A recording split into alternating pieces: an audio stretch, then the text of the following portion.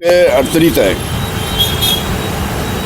त्याच्या सोयाबीनला भाव नाही मिळाला, त्याच्या कापसाला भाव नाही मिळाला. आता कापसाचे भाव वाढले, तो व्यापारापाशी आहे, त्याला फायदा होणार. पीक विम्याचे पैसे मिळत नाही. अशातच आता काही दिवसांतर हंगाम येणार आहे.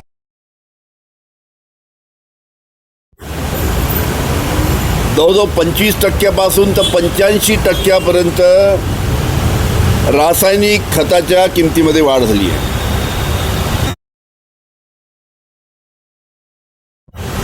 याच्यामध्ये 25% वाढ झाली आहे. 24-24-0 याच्यामध्ये 23% वाढ झाली आहे. त्याचबरोबर वाढ झाली आहे.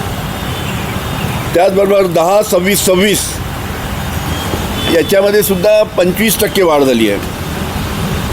अशा पद्धतीनं वाढले आहे. याकडे सरकारचं लक्ष नाही. त्याच्यामुळे लवकरात लवकर सरकारने या खताच्या किमती कमी केल्या पाहिजे.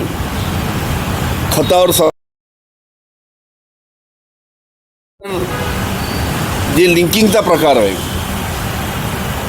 की तुम्हाला DAP पाहिजे असेल तर DAP बरोबर तुम्ही सल्फर घ्या, DAP बरोबर तुम्ही तिचा आग्रह धरला जातो.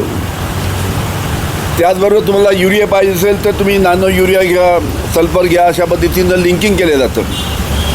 आणि या लिंकिंगमध्ये जे कृषी सेवा केंद्र आहेत त्यांनाच दोषी धरले जातं. पण याच्यामध्ये खरे दोषी आहेत ते आहे कारखानदार. कारखानदार या जे दुकानं आहेत त्याच्यावर दबाव टाकून त्यांना लिंकिंग करायला लावतात. त्याच्यामुळे कृषी केंद्रावर कारवाई न करता त्या कारखानदार शेतकऱ्यांना जबरदस्तीने त्याला न पाहिजे असलेलं खत घ्यावं लागतं. याला आळा बसेल. आणि म्हणून या खत कंपन्या लिंकिंगसाठी कृषी त्यांना आग्रह धरतात. त्यांना तो माल घ्यावा लागतात जो खपत नाही आणि तो विकायला लावतात. त्या कारखानदारावर कारवाई झाली पाहिजे.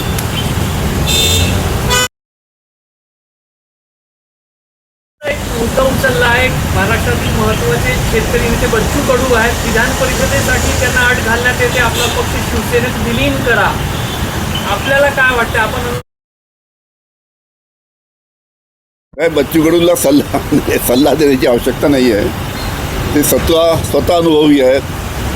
शेतकऱ्यांसाठी दिव्यांगासाठी काम करत असतात. त्याच्यामुळे योग्य तो अस्तित्व स्वातंत्र्य ठेवा. आता त्यांचा स्वतःचा निर्णय आहे. त्यांनी काय करावं, त्यांचे कार्यकर्ते काय म्हणतात, पदाधिकारी काय म्हणतात, यांच्यावर ते निर्णय घेतील. विलिनीकरणाच्या हालचाली सुरू झालेल्या आहेत. कार्यकर्त्यांची मागणी आहे मंत्रिपदही मिळावयाची मागणी. Thank you sir. एक आपण गृहमंत्री मराठी सक्ती करण्याचा परिवहन विभागाने ठरवलं होतं. तशी वाटचालही सुरू होती. ऑटो चालक पुढे ढकलला आहे.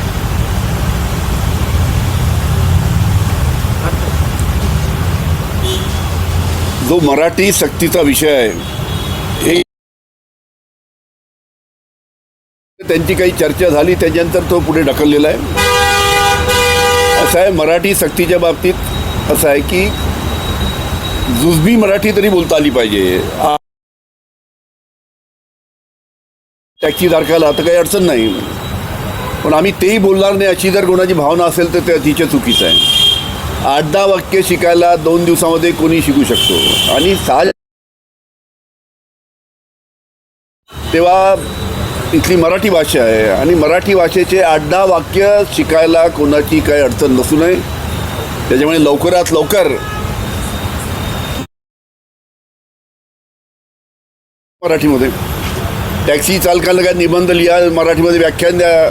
अहो त्यांनी 8-10 जे काही जुजबी वाक्य आहे ते जर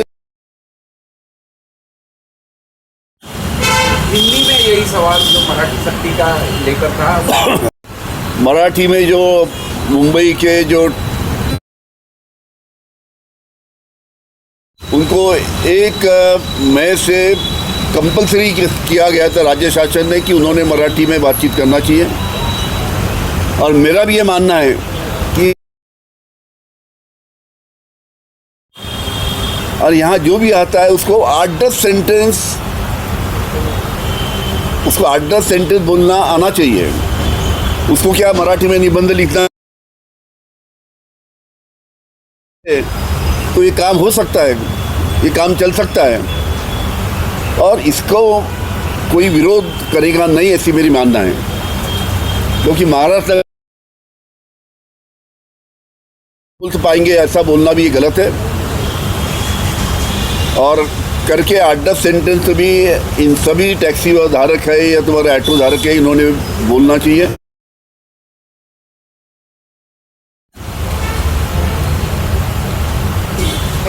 थैंक यू। त्यानंतर पोलीस पथकामध्ये एवढं भांडणं झालं की हाणामारीपर्यंत विषय गेला आणि रेड सुद्धा असं म्हणतात की 500 रुपयांच्या एका फसवणुकीच्या प्रकरणात मुंबई आणि पुण्याला जाऊन मारण्यात आली होती. माझ्याही कानावर या काही गोष्टी आल्या आहेत, सविस्तर माहिती मी घेतो आणि नंतर बोलतो. थँक्यू.